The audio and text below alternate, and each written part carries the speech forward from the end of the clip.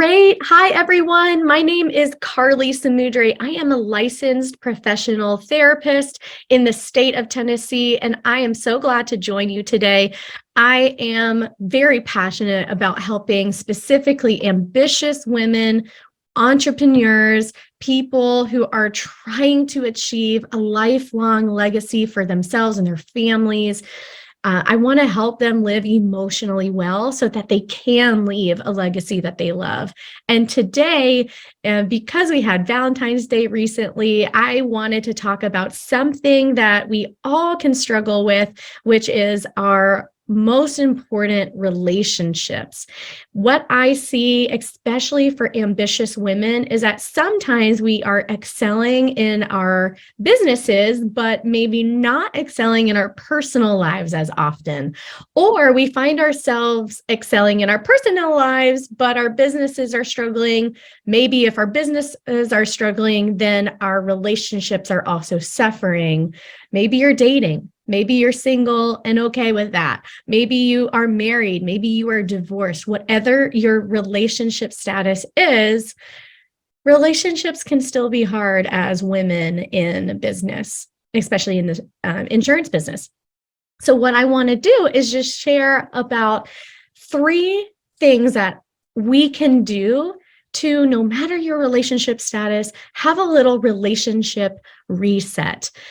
We want to learn how to heat things up again by creating new sparks. And I just want to read this quote for us just to frame everything up and get us started. So it's by Sue Johnson, who is an attachment therapist and researcher on adult romantic love attachments. And she says, a major part of keeping love alive is recognizing moments of connection and holding them up where you and your partner, can see them. These moments of connection remind us how precious our relationship is and what close connection feels like. They remind us the simple ways we can transform our partner's world with the power of our caring. These moments of connection that's what I'm going to focus on in this training on resetting or refreshing your relationship. But first, a little bit about who I am and how my relationship too is. My name is Carly, and this is my husband and my little boy, Jude. He's 1.5 years. This is actually a picture of our first ever date in 2011. We've been together for a long time. We've been married for 9 years, and this is our little boy, Jude. And we've had hard times, we've had amazing times, and we've really had to work on how we own our business together. So we've had to work on how to be entrepreneurs while keeping our relationship and friendship alive. We also have a new book out called Start From Joy. It's out in bookstores everywhere right now. And we look at an emotionally healthy approach to positive change, one that does away with feelings of shame or not enough, guilt or fear, and instead starts from a place of hope and purpose and delight. We live in Nashville, right outside of Nashville, with our son and our sweet little dog. And so that is who we are. And what I want, to keep on going with is saying, we've worked hard to make a relationship that we love. So we've done all of these things in our relationship. So I can attest it works. I help clients with this in the therapy room all the time. And why don't we just dive in and get started?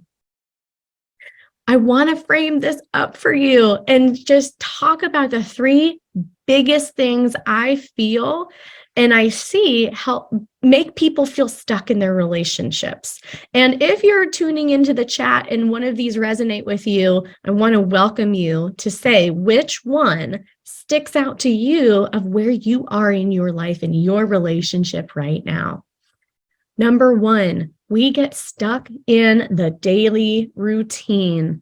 In our relationships, you might feel that you are stuck in the mundane, repeating patterns of daily life of you coming home.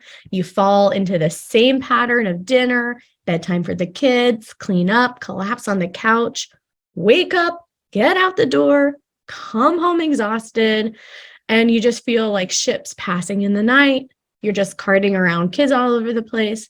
Maybe you're not dating and you still feel stuck in your daily routine. Maybe the dating scene is making you exhausted and you just feel like there's not enough time in your day. So what do? That's how we get stuck. Second, maybe you're stuck in the dysfunctional norm of what's normal for you. Chaos or conflict or avoidance might be your normal. Maybe you didn't see a healthy relationship growing up. Maybe you've witnessed divorce or pain. Maybe you don't trust that love can last. And maybe you are stuck in that. Maybe you just don't believe that you can even have a good relationship at all. So what do? Maybe chaos, conflict is just normal for you. Whether you're in a committed relationship or not, you might find yourself not satisfied in your relationship because you're stuck in a dysfunctional normal. We'll talk about how to get out of that. And lastly, one of the things I see keeps couples stuck is we get stuck in high, unrealistic expectations. When you notice that you are constantly disappointed in either how you thought your relationship would be by now, or your spouse is constantly disappointing you. Maybe you see no more love notes, no more flowers on the table, the honeymoon phase is gone, the romance is faded, and you feel resentful towards your partner. If you notice that you're stuck in expectations, you also might feel caught in the middle. You might feel that you either have to give up those expectations or they have to step up. And either way, it's a lose-lose because either they're not going to step up or you've just got to accept this is how it is. And I want to just offer that there could be another way.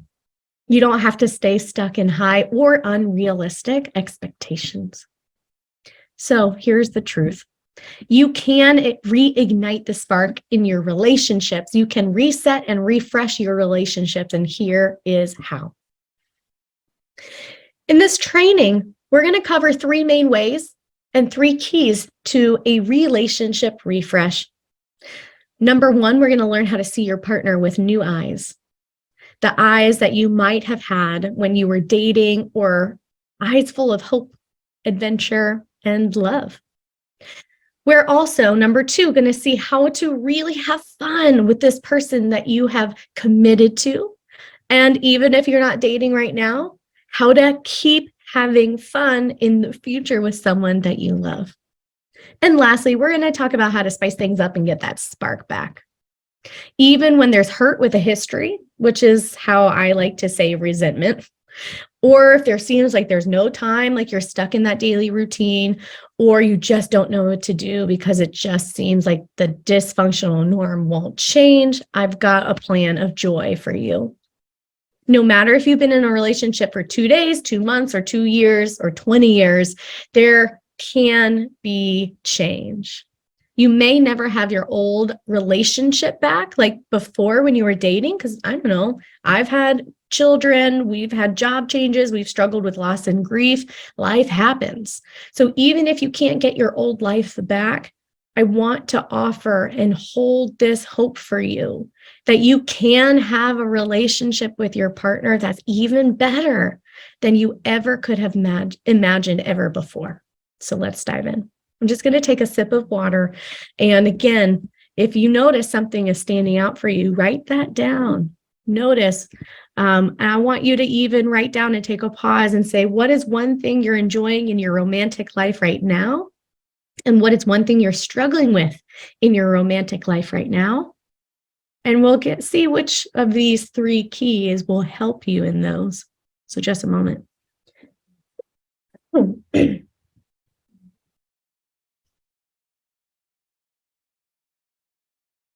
Right? So number 1, step 1, how do you see your partner? We're going to see the lenses that we wear with our committed people and our partners in the first place. Okay. Before we begin, I want you to write down what specific behaviors you observe in these 3 photos. So take a look at this first photo. What is a behavior that you see this person doing right now? Take a moment just to jot it down. If you're watching this as a recording, pause the recording and jot down what you see. I see someone who's raising a hand, open palms, maybe a slight smile on his face. I'm not sure. Yeah. And what does that mean for me? To me, it kind of looks like, and if I had to interpret what he's doing, it looks like he's waving. But who knows? We might have just snapped a picture of him like trying to hail a cab. We might have just snapped a picture of him saying, "Don't bother me." And like he's getting ready to say, "No, thank you." I don't really know. But what I see in this snapshot is a raised hand, maybe a slight smile, but I'm not 100% sure. It looks like he's waving to me. So depending on your lens, your history, you could take this snapshot and get a lot of interpretation from this one behavior. So what lens do you see? I'm going to choose, I think he's waving. I think this is a good thing. Okay, how about this picture? Go ahead and pause the recording and just jot down what you notice about this behavior that you are seeing from this person. Great. For me, what I notice is I see someone who's holding up one palm of their hand and has another part of their hand kind of cupped and on the top of this. And I wonder if this is actually, he looks friendly enough. I just can't tell what he's doing or saying. And you know why? Because I actually think this is an American Sign Language, and I don't have knowledge of ASL. What I see is a man who looks friendly and wants to communicate, but I don't know this language. I don't know what he's trying to communicate. But hey, actually, if you know sign language, would you let me know and type it in the chat? But this is what I notice. In my lens, do you ever feel like you sometimes think you know what your partner is trying to communicate, but it just seems like they're on a different planet and it just seems like they're communicating in a totally foreign language to you? If you are not aware that I can observe actions, but if I'm not interpreting correctly, I could misread what they're trying to communicate, then and you're only seeing it through their lens, you might be totally wrong. So I just wanted to point this out that I might not know what this person is saying. And that's something important to notice. So just observing, he is doing something. Who knows? Lastly, observe this picture. What is this person doing? Go ahead and pause the recording and jot down some observable behaviors you see. Okay, here's what I see. I don't know about you, but this guy looks like he's flipping me the bird. Now, that's the observable behavior is he's lifting one finger and it looks like he might be working out, like he's holding a weight. Again, I have no clue what this guy is doing, but I do have a little bit of context to share with you.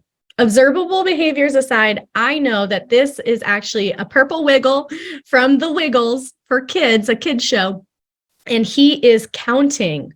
He is doing a counting, and he just so happens to be accidentally pointing. I did the wrong, but he is counting, and he just put his finger down really fast, and this is the screenshot we get. So this guy isn't saying F you. He is just counting for kids.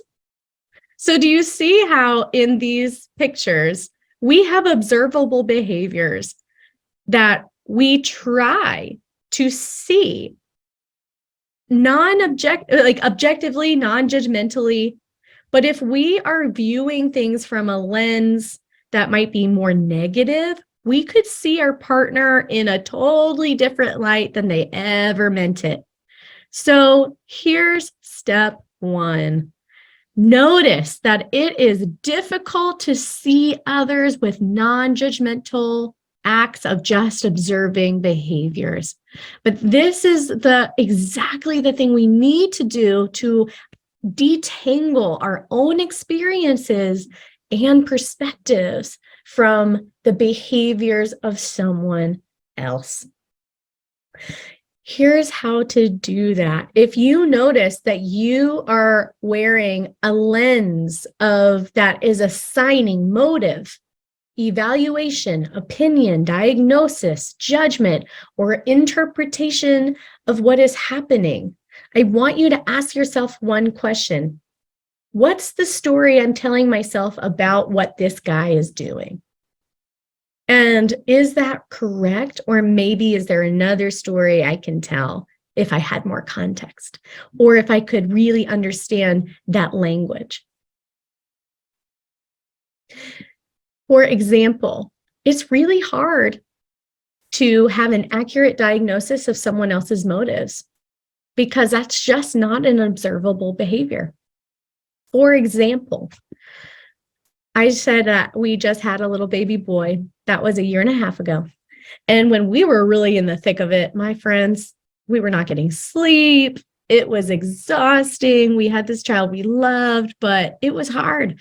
And when he first started eating solid foods, I was moving from no sleep and just trying to figure out infant feeding to now I have to figure out how to feed my child without him choking and dying. Like, oh my gosh, life was hard, but good, but hard. So I was trying to balance all of that fear and anxiety, and I was cooking for us, cleaning for us, and I got Jude's food ready to give it to him. I finally sat down after being exhausted and also so hungry. And all of a sudden, Neil sits down and with his plate all made and starts to eat. Now, what would you have done if you had prepped all the food, were so anxious, realize you hadn't eaten all day, finally prepped food for your baby, and then your husband sitting down being like, this is delicious, awesome, thank you so much. Well, I was livid. I saw him sitting at the table by himself, and I immediately thought, how dare you not prepare my plate so that I can finally take a rest and sit down to eat? You don't think of me. You're selfish. You're not thinking of me. And you know what, friends? I was assigning meaning and evaluating the behavior that I saw without saying, what's the story I'm telling myself here? Now, I give myself a lot of grace. We were so sleep deprived that we were seeing each other through lenses that just weren't accurate. So what was really happening? I learned later after my snap and crying session that he actually was only thinking of me, but I didn't see that in his behaviors. Instead, he thought that if he could eat fast enough, then we could trade and that he would take over for me and be able to care for the baby while I sat down to eat. He was only thinking of me, and I just didn't see it. So that's my first point for you. Practice observing behaviors without judgments, labels, diagnoses, or evaluations. So here's what it might sound like. Instead of guessing motive, you don't care, you are trying to hurt me. Try to move and see an observable behavior, which might be my partner leaves dishes in the sink and doesn't clean up after I cook. So that way you can be clear and kind. Hey, partner, when you don't clean the dishes in the sink after I cooked, the story I'm telling myself is you don't care about me or the work that I've put in. Is that right? No, you just didn't realize? Okay, can we have a conversation about that? Or how about an opinion? You're yelling at me. Well, my friends, if someone told me that, I'd be like, oh, that is your opinion, because let me tell you, let me show you yelling, right? Instead, what would be more helpful is observing this behavior without judgment. Hey, partner, the tone and volume of the voice that you're using right now, i.e., what I think is yelling, is not helpful for me. It makes me feel attacked. What is really happening here? So again, taking off the lenses and so on. This will help you move away from me versus them to us as a team versus an external problem. So for example, it's us against the dishes in the sink, not you not caring about me. Does that make sense? This will help you see your partner through a lens of grace and compassion and help you talk together in a way that allows you to be clear and kind and meet both of your needs. So let's put down those tinted glasses or lenses of blame and shame and defensiveness, and let's start seeing our partner a little more accurately. Okay, so how does this give a reset in your relationship? Well, as we continue, we need to see the glasses we wear in order to see if we can take those off and have a little more fun with them now. So here's the second key to a beautiful, thriving relationship. Number one, we move from have I fallen out of love with this person to let's have fun again. And I want to talk to you about how to have fun in your relationship again. So if you think back to dating and thinking about your partner and the first things you saw about them that made you fall in love. If I go back to that picture of Neil and I at the lavender farm where we first met and fell in love, I remember those butterflies, kind of a rapid heartbeat, my palms are sweating. I just want to be with him, right? The highs of joyous romantic first love. Unfortunately, here's what happens. Sometimes those feelings fade and we can feel like we're just falling out of love or again get stuck in the habitual routine of life. But I want to share what's really, really happening. What is really going on is a hormone change, and that's all. This exciting spikes of dopamine and serotonin in the reward center of the brain tend to just level out when the novelty or newness of a relationship wears off. So I want you to know you're probably not falling out of love. You are just habituated to the response of being with someone. Let that sink in. In fact, pause the recording and write down how that lands on you and what that means for your relationships. One other thing about this that I want to mention is if you feel like you're stuck in the dysfunctional norm, what happens with that chaos is once you find a stable relationship, it might feel boring because you're not always hypervigilant or on guard or wondering what comes next, which might give you a shot of adrenaline in your body. And unfortunately, even if that's a bad thing, your body might be so used to the unpredictability of a relationship that when you find a stable person that's actually healthy for you, there is no shots of adrenaline, i.e. that butterfly or heart racing or palm sweating. That's it. You might not have the dopamine of when it is really good, it's really good, right? And you're yearning for that again. That might be your biological body functionings totally messing with your brain. And it might not be healthy. It's just really toxic. And it's not that your safe relationship is boring.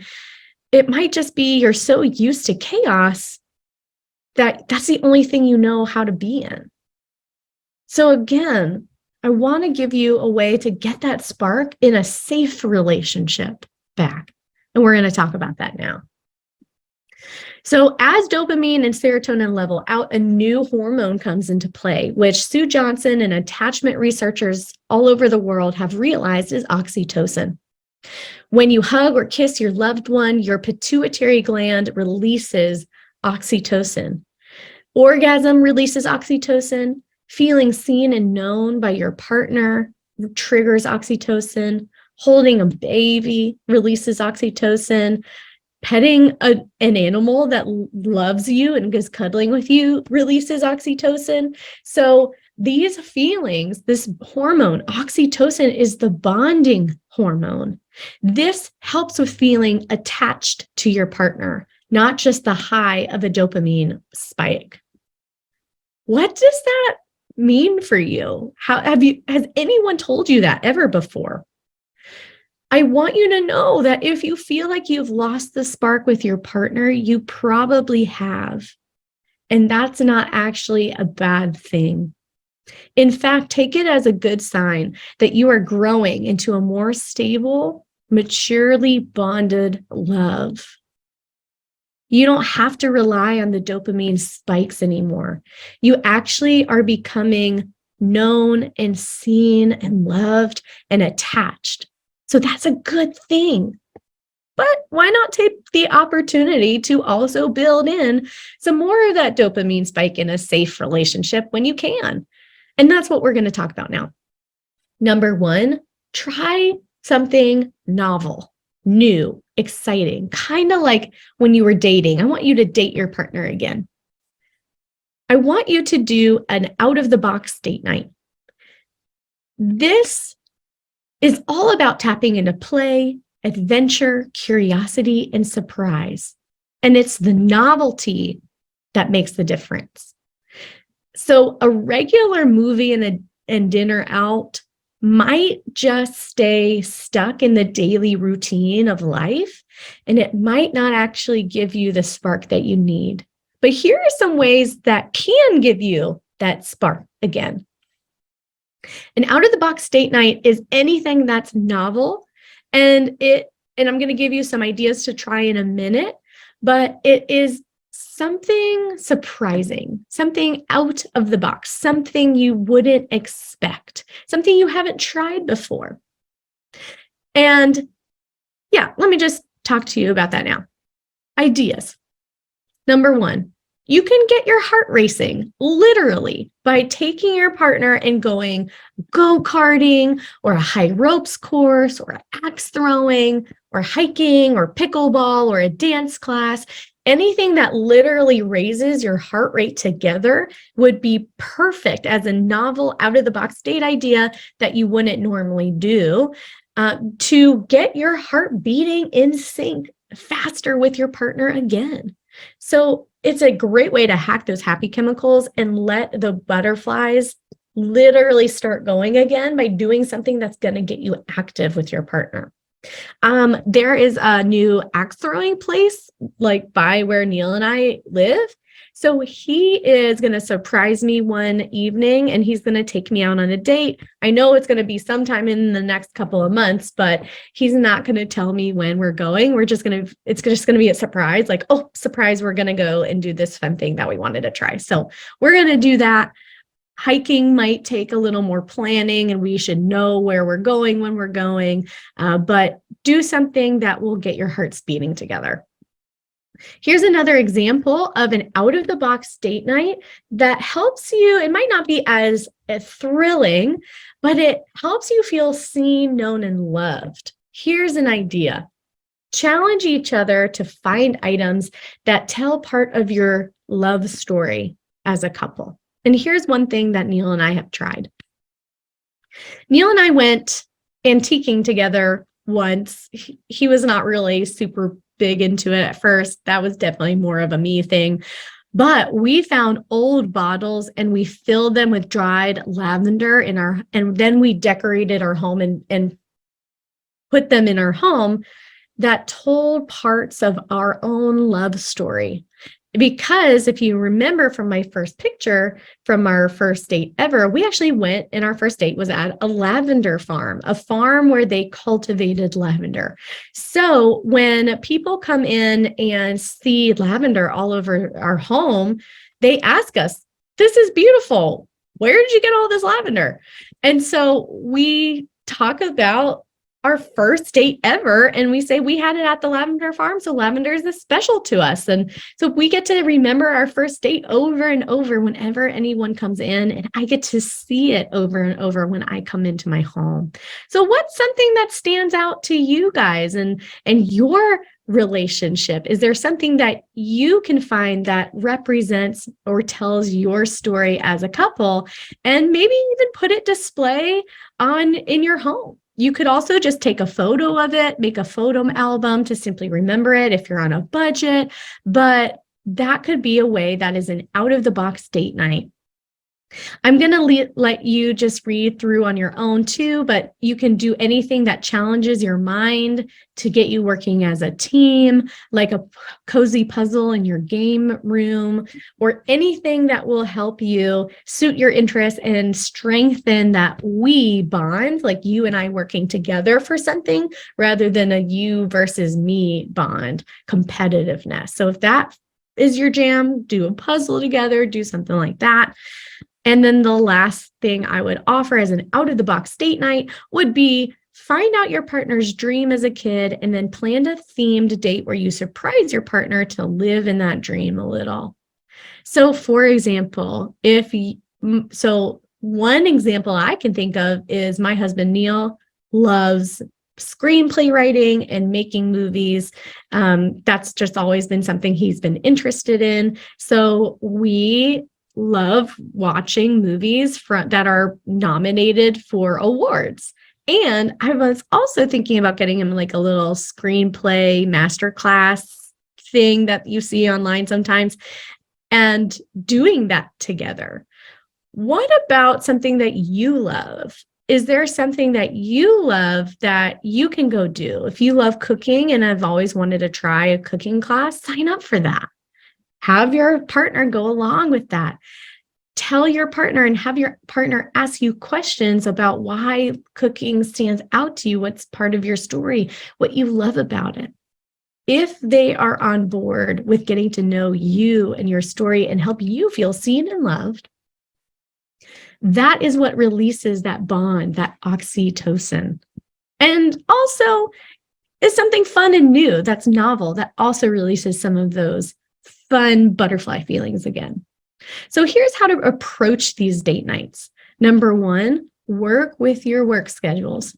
So I know that most people can't do a weekly date night, but a 1 hour a week for connection is must. And then these out of the box date night things can take it to the next level once in a while. So I plan for bigger out of the box date nights once a month, maybe every other week if we can do it.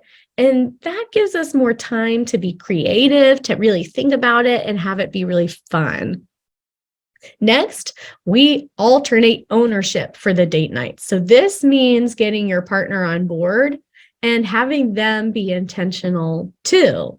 But if they want to try to get that spark back with you, my hope is that they'll be really excited to do something fun.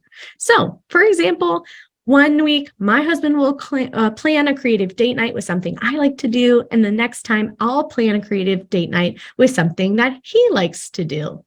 And that's intentional too, because it gets me thinking, what can I do to delight and surprise Neil? And Neil gets to be thinking, what can I do to delight and surprise Carly?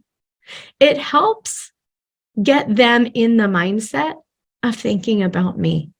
And me in the mindset of getting to know and think about him. So it's not just doing the date night, it's about really getting to know your partner too. That is the key, novel, but also connection.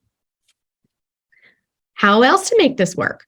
We plan it for the same night, and we have a babysitter on retainer for this night. We have a drop-in daycare as a backup.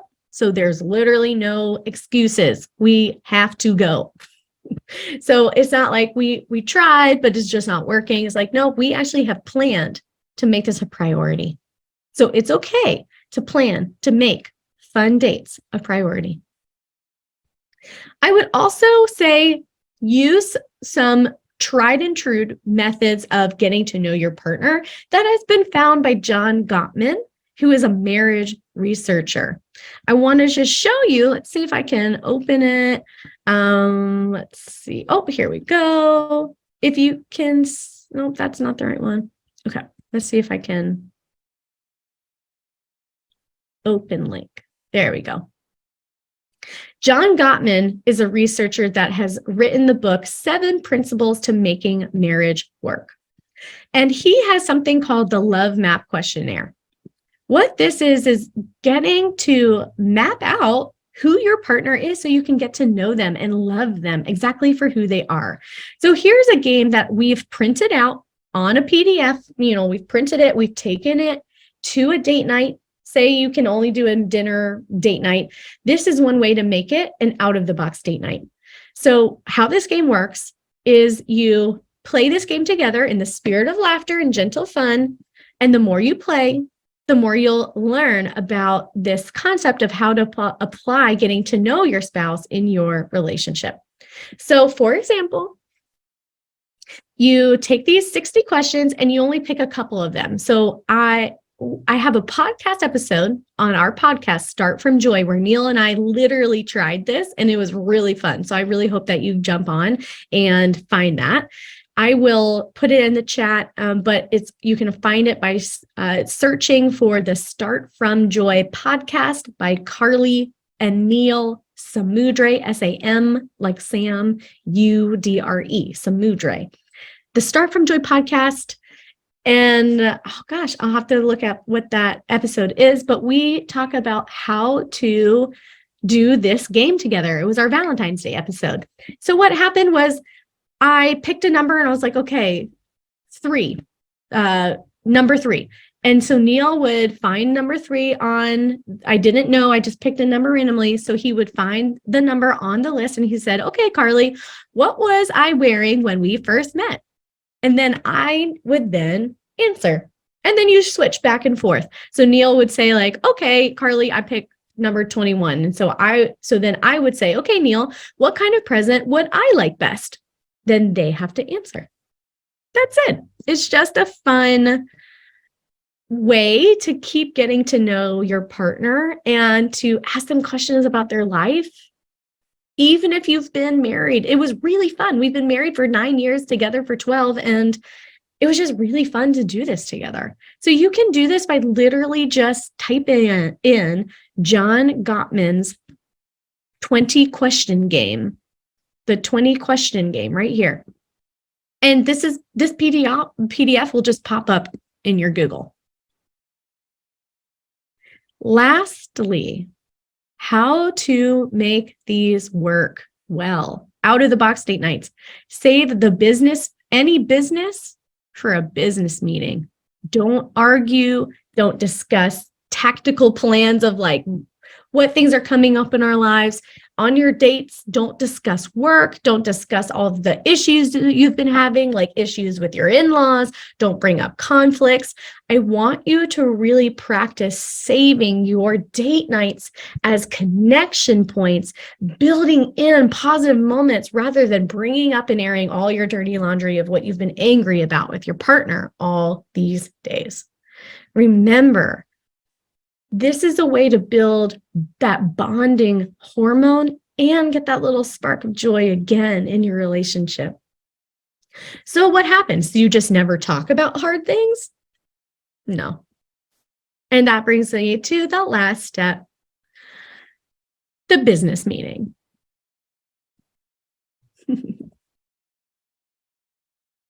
What we're going to do is we're going to have an actual business meeting. Not the business meeting, getting down to business. You can save that for your date nights, but an actual business meeting. So here's the idea. You have a business meeting at your job to keep everyone on the same page towards your mission and vision. So why not do it for your family? And here's how to approach the business meetings. You do it exactly the same way as the tactical part of the out of the box date night where you work with your schedules, you plan it for the same night every night, and you really stick to an actual business meeting. So Neil and I, We plan our business meeting for the same night every week or every other week, and it just takes the brain power out of scheduling. Sometimes we do it after, in the middle of the day when we have some childcare on a Monday during the work hour. But if you really can't do that, get a babysitter or do it after the kids go to bed. There's just no excuses not to do it. So here's how you do it. We have a 1-hour meeting where we go over weekly schedules, plans, projects, household tasks. We can do some meal planning, budgeting, and we just make a plan. We also make this business meeting fun. We just don't make it a date night. So we can put on relaxing music, we light a candle, we can eat a fancy dessert we love while we're doing it, but make sure you talk about business. Save the super fun stuff for your date night. The goal of the business is to tap into clarity and reality and practical needs. And clarity is what makes the difference here. So if out of the box date nights, if novelty makes the difference, clarity, being clear and understanding each other and what's coming up for you guys is the goal of this business meeting. Here's where noticing your lens comes in. At the very beginning, if you notice you're having a hard time with your partner, the business meeting is a great place to say, hey, babe, when you sat down at the table but didn't get me food, the story I was telling myself was, you weren't thinking about me. I'm the one doing all the work. This is really hard. You are not helping me. And I want you to know, I think that might be not right, but can you help me understand what you were thinking when you sat down with the plate of food? For example, if we're going off that example. This gives your spouse a chance to say, oh, I didn't realize that came off that way. Can I give you some context behind the behaviors you were observing? Here's the real context. Here are my intentions. And you can say, oh, okay, well, now that makes a little more sense. Well, here is my expectations. Here's what actually happened. Can we talk about what's really going on? Here's what would be more helpful for me next time. I want to know what you're thinking. Tell me, and we can make a plan on how to address both of our needs together. So do you hear how that sounds less attacking? It sounds less accusing. And it's just asking, help me understand. And here's what would be more helpful next time. With all of these three things, being able to see clearly from the lenses that you're wearing, being able to know you might not be falling out of love, you're just habituated to the response of being with someone, and here's how to address that. Get some fun back in your dating life, date again, and here's how to practically date again.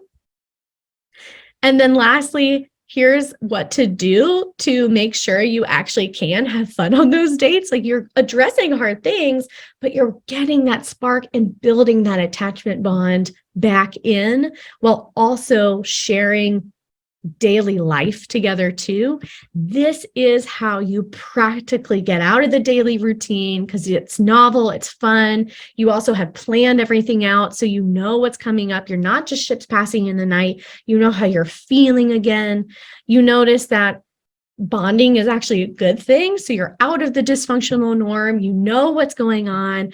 And lastly, you are talking about failed expectations. You're checking out your lenses, and you're really living into clear, kind reality of what's happening while you ask for what you need.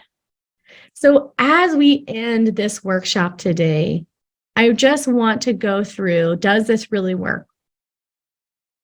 If you have any questions, I'd love to answer those. But here are some questions I typically get. Does this really work? Yes. What if I have a high conflict marriage? Here's what I would offer. Number one, learn your lenses. What are your glasses? What's the story you're telling yourselves? Is it an accurate diagnosis? If it is, even if it is an accurate diagnosis, my spouse is not thinking about me. Then what can we do about that? What would be clear and kind? Going to therapy would get you on the same page. But even if they're not willing to go to therapy with you, you go to therapy and get on the same page of what you need. That will help you build your lenses, have more boundaries, and ask for what you need to have a beautiful reset in your marriage or in your partnership. Build positive moments together and commit to having date nights and business meetings. Build positive moments. If you have a high conflict marriage, you need some time just to have fun together, but you also need time to talk about your ish. So build positive moments by committing to those date nights, save business for the business meetings, enjoy your date nights, and then commit to a business meeting where you can talk about what's going on for you. Remember, you're trying to build something. You're trying to build something. Go back to your lenses again and again and again. Again, your spouse might not be on this workshop, but you are. So what are your lenses? Is there any way you can have a clear and kind response or a boundary? Lastly, if your marriage or partnership really is struggling, it's high conflict, none of this feels like it's going to work, my friend, go find other people in your life, like friendship, that can give you the support and healthy friendship that you need. Don't always rely on your spouse to do that work for you. You still need outside community, and these tips can help you build that. So, like, for example, Neil and I have different personalities. I am more of a night owl. He is more of an early bird. And he just doesn't, he's afraid of heights. So he just isn't going to go do like hiking on like mountains or like high ropes courses. He's just not going to do that. But I have a friend that we love going rock climbing in a rock climbing wall gym together. And that is like really fun for me. So that's something novel. It's something that gets me out of my routine. I also get to spend time with my friend, and we just enjoy that part of our life that I'm not going to enjoy with Neil because it's just not his thing. So go find other people in your life where you can do some of these fun things. And I like to bond with my friends too. I want to get to know them, get to hear what is going on in their lives. So even if you're not dating anyone or you're divorced and you're wondering about getting in the dating sphere again, go find people in your life that can help give you support and healthy friendship. Don't just rely on a spouse to do that. And one last thing, do not rely on dating or your spouse to cure your loneliness. Do not rely on dating to cure your loneliness. If you're really lonely, find people that love you and support you, to have a healthy friendship and community surrounding you, so that you can go on healthy dates and have a second pair of eyes to be like, that person is not good for you. Or yeah, that we like this person, keep on going. So just wanted to give you that as well. Lastly, what if you tried this stuff and they still respond unkindly? I just want to say they probably will, because we're all human. And because they're not in this training, but you are. So just do your best to show up in ways that you can be proud of, regardless of how they choose to show up in the world, and go to therapy. So my friends, in conclusion, your relationship is not a win-lose thing. It's not a zero-sum game. If it is, if there's always a bad guy or a good guy, or someone's always winning or losing, then everyone really just loses. This whole thing is an awareness tool that helps you take ownership of your part of the issue. It allows others to own their parts and allows you to own your parts and not their parts. It allows both parties to get back to neutral rather than stay stuck in pride, blame, or shame. And it will bring you together to build trust. So here is these last things to really build a relationship reset in your life. See clearly, have fun, and create that spark in new ways. And don't ignore the business side of your relationship either, but have fun with it. I hope that these 3 steps will help you build a partnership that weathers the storms and is anchored in joy, hope, purpose, and delight. This is important while you're building your businesses. And I just want to thank you so much for being here. Have a great rest of your day. And you can always find me and talk about what it would look like to start therapy at enjoycowellness.com. My name again is Carly Samudre, and our website is ENJOYCO Wellness, enjoycowellness.com. And you can find and just hit the contact button there to get in touch with me about getting started in therapy or coaching today. Thanks so much, and I will talk to you later. Bye.